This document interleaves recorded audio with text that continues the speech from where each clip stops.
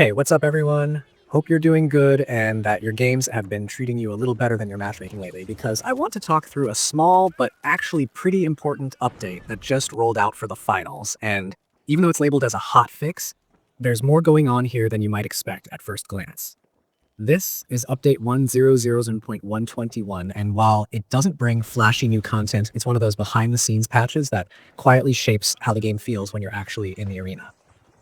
First thing that really stands out is the barricade change.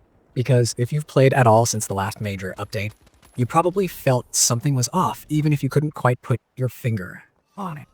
The barricade had been altered recently, and on paper it might have sounded like an improvement, but in practice it caused some pretty nasty performance problems and some behavior that just didn't line up with how players were using it. Embark made the call to roll it back completely to its pre-9.0 behavior, and honestly, that's one of those decisions that deserves credit. A lot of studios hesitate to undo changes, even when they clearly aren't working. But here they recognize that stability and consistency matter more than forcing a tweak that isn't ready. The barricade now behaves the way veteran players expect again, which immediately makes defensive play feel more reliable and less unpredictable. It's also reassuring to hear that this isn't the end of the road for barricade improvements, just a reset while they work on something that won't mess with performance.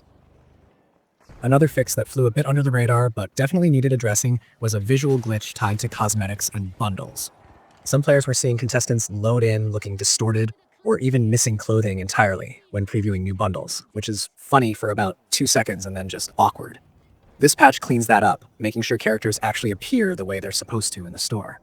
It's a small thing, but cosmetics are a big part of the game's personality, and when those break, it pulls you out of the experience more than people realize.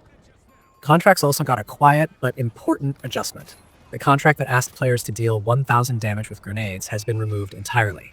If you tried grinding that one, you already know why. It wasn't tracking correctly, and for a lot of players it either progressed inconsistently or not at all. That's frustrating in a game where contracts are meant to gently guide how you play, not feel like a bug chore hanging over your head. Removing it outright is better than leaving a broken objective in rotation, and it keeps the contract system feeling fair instead of annoying. There's also a change to power shift that some players might notice if that mode is part of their regular rotation. The Kyoto map has been pulled from power shift for now due to an issue with part of the track. What's interesting here is that Kyoto was apparently already scheduled to be removed earlier, but the timing didn't line up properly. This hotfix basically cleans that up and prevents players from running into a map state problem mid-match.